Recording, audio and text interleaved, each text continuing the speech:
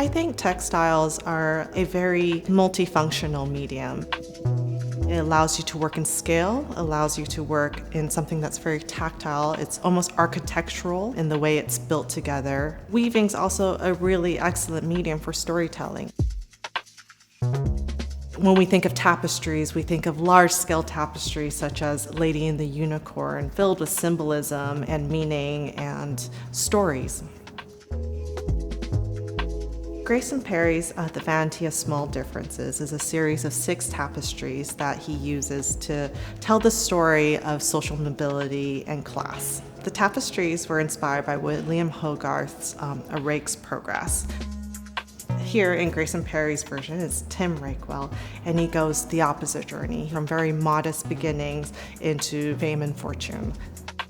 He's moving with his girlfriend to have dinner with her family in this upper middle class family.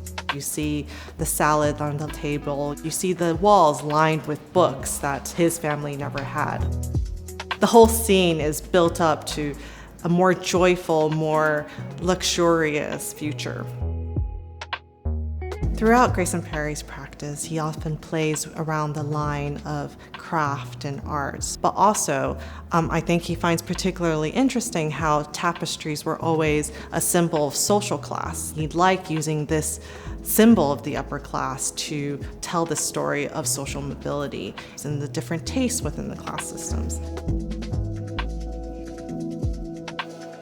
Joana Vasconcelos is a Portuguese multimedia artist who adopts different traditionally Portuguese techniques and materials such as crochet, lace, ceramics to subvert and undermine structures of power and authority that are quite typically masculine in nature.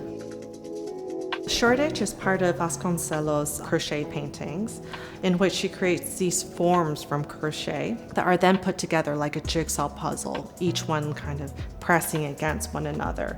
So there's a real element of joy, of happiness to these works, and liveliness and comfort. It really puts into focus the materiality of the work.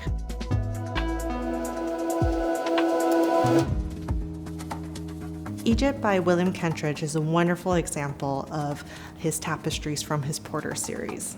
The series is a very powerful exploration on migration and movement of people.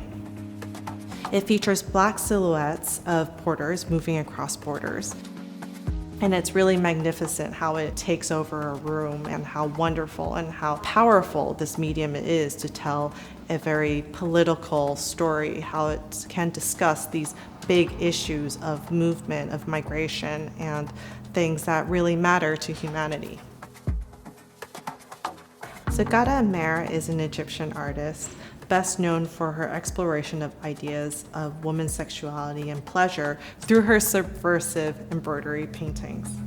With threads as her medium, she uses this to reappropriate imagery of women that she takes from pornographic imagery. What I love is how she juxtaposes this seemingly docile act with something that's quite shocking, quite sexual in nature. It's almost as if this imagery is appearing and disappearing right in front of your eyes as it blows through the canvas. I've always loved textile works. I love how tactile they are, how you want to touch them. I think in a digital age, when we're all used to seeing images on the phone, there is this craving for something physical, something that you can touch and feel.